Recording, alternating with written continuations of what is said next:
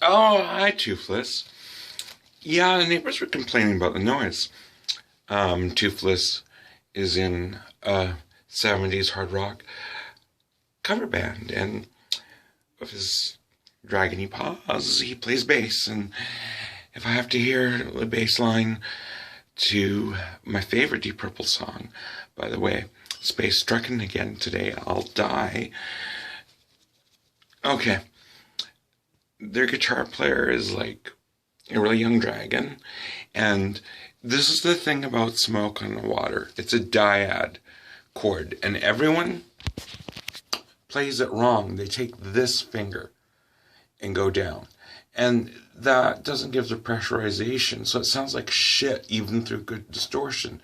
So what you need to do is play it like it's a power chord and have your finger on the E string for the weight, for the dexterity, and mute the E string, and then like Smoke on the Water, right? So that's what he needs to do.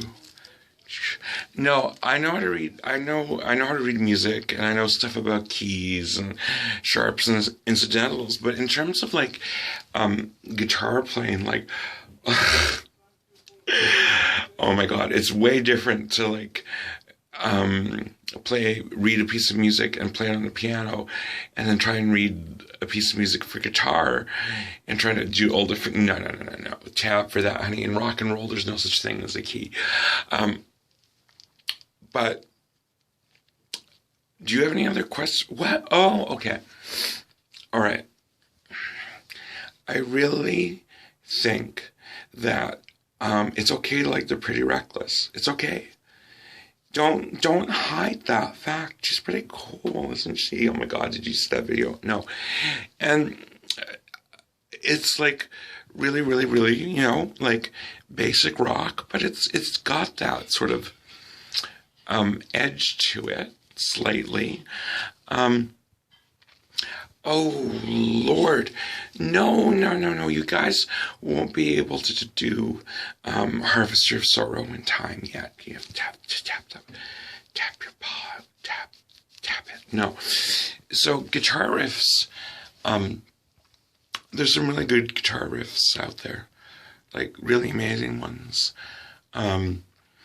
Some are really basic, and some are ripped off over and over again, and people don't sue because it's any which way. Well,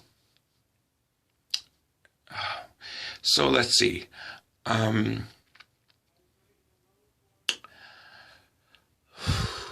Favorite guitar riff of all time? I really can't answer that. They used to be Space Strucken. In Sepultura, there's like 50,000 on Beneath the Remains. That's such a hard question. Why are you asking me like really hard questions, Toothless? You can fly. I'm drinking as a treat, but it's not sugar. I'm not, no, I'm not that crazy. I'm drinking Coca-Cola Cherry Zero. It's yummy.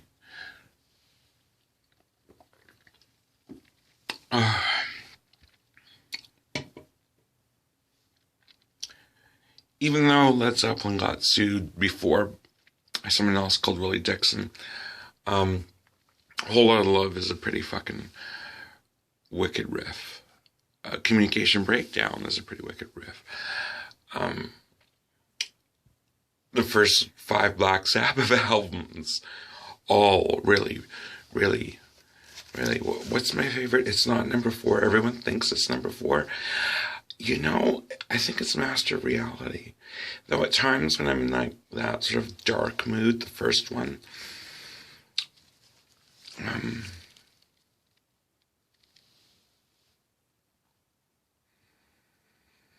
okay. So the trick to doing that would be to first master the triplets and the bass line for Barracuda. But you guys are doing like, I think you have some Judas Priest in there, right? And some of the purple stuff, right? Well, The only good musician in that band is the lead guitar player, and he's not here today. The rhythm guitar player sucks ass. And no, I love Converge. There's nothing wrong with liking Hatebreed. It's what you want when you want it. I actually didn't. I have Repentless by Slayer on my MP3 player. You know, I waited for years, and it's not bad. No, I haven't heard a New Testament yet. No, I don't. How are you? You can barely like do 8 notes. In terms of bass playing, how are you going to do the intro to Peace Sells But Who's Buying? You guys aren't there yet. You know, this is the thing. People are like, oh my god, heavy metal and thrash is like noise pollution, and then they listen to like the Sex Pistols, which I'm not, but any which way, that's except for some of the hillbilly rock stuff. You know, thrashing on one chord for like 50,000 years, that's noise pollution, even though I like it when Immortal and Converge and all of those people do that. Arch Enemy is the best band ever. Well, no, Rise of the Tyrant is. But the point is that Judas Priest sort of took the blues element and put it pure classical, right? Listen to that acoustic number on Sepultura's Schizophrenia from 1987.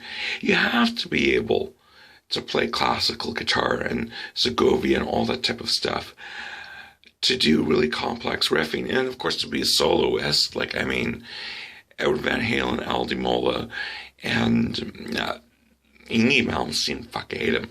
They took, and Warren DeMartini took guitar playing to such a high level of skill, and Marty Friedman as well, and technicality. So people, when you're like listening to Master of Puppets, you're actually listening to a Wagnerian symphony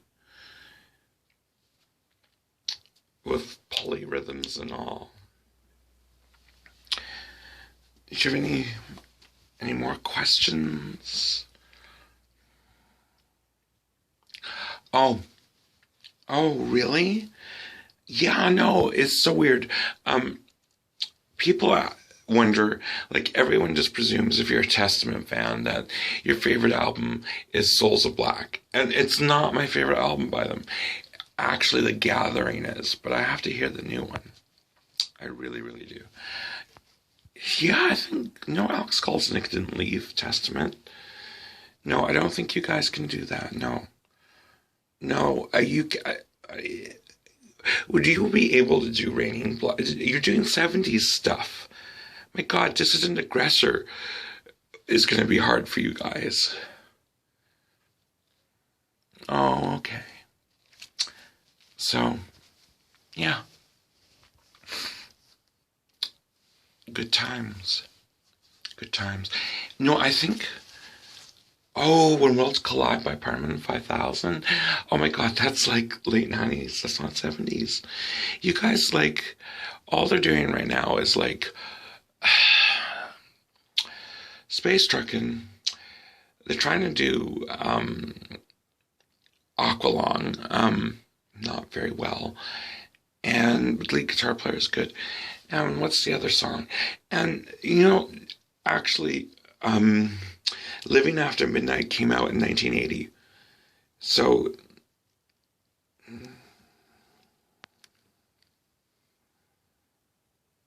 okay. Apparently I'm being a perfectionist. I'm just gonna drink my Zero Cherry Cola.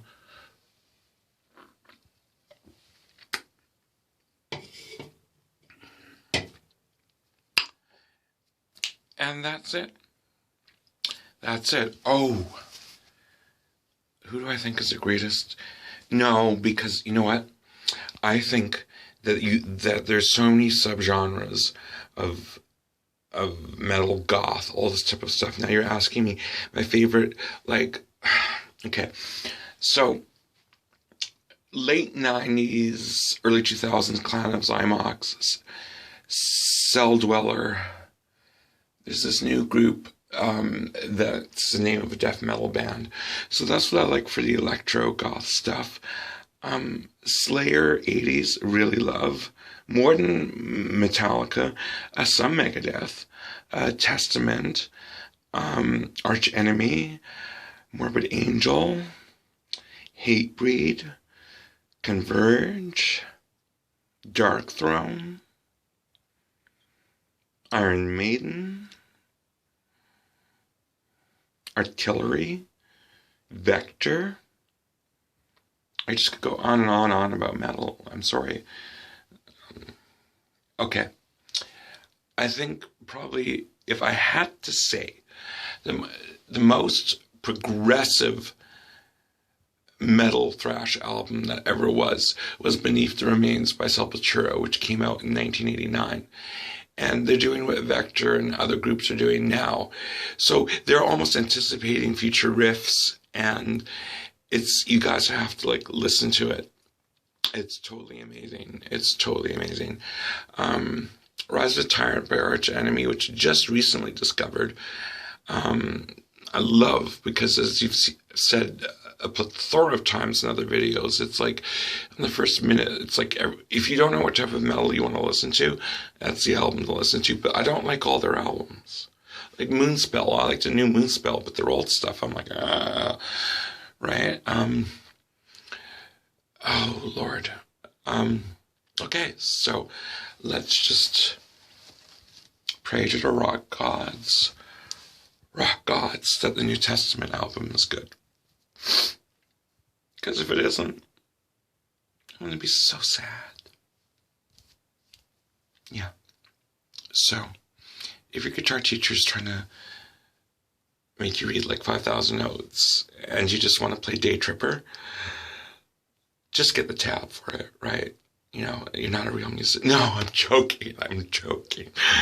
Oh my God, it's a piano player in me. I'm a guitar player, bass player, and piano player. In the classical, I can't. My hands are ruined. I can't play like I used to. The piano player in me like thinks, and I love like rock and roll and heavy metal mostly, and goth and heavy metal, and yeah, like Missy Elliott and a lot Danny Minogue. Oh my God, and a lot of dance stuff as well, and even Pet Shop Boys. But if you're in a rock band, like really, it's like techno, like that's, you know, like that Family Guy where it's like they're playing something on a synthesizer and the guy goes, "What key is this?" And he goes, "Shh." Like, do you think that Joe Perry knew how to read music? No, he just watched and listened by his ear, right? ZZ Top? No, come on. No, I think it was the dawn of Metallica and Megadeth and Testament and Anthrax that you start to have people in the distortion genre that had to know about scales and modes and keys and were, yes, musically trained and could read music, right?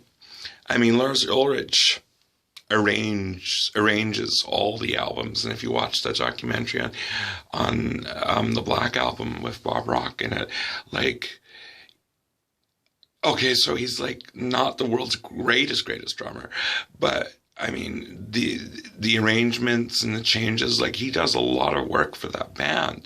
There's a reason why Metallica will always be Lars Ulrich and James Hetfield. Anyone else can leave. Kirk Hammett can leave, right? Kirk Hammett's great though, but that's what Metallica is. So people stop bugging Lars Ulrich as much as I do. Okay. Bye.